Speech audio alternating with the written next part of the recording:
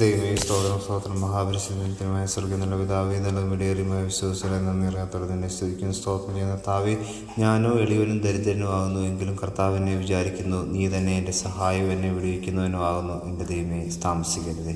ദൈവമേ സ്തോത്രം കർത്താവേ. പ്രഭാതത്തിൽ അടിയുന്നതിരിക്കുന്ന നല്ല വചനത്തിനെ നന്ദി അറിയാത്തോടെ തന്നെ സ്തുതിക്കുന്നു കർത്താവേ. എളിയവരെ ഓർക്കുന്ന ദൈവത്തെ പ്രഭാതത്തിൽ അടിയങ്ങൾ സ്തുതിക്കുകയും മഹത്വപ്പെടുത്തുകയും സ്തോത്രം ചെയ്യുന്നു.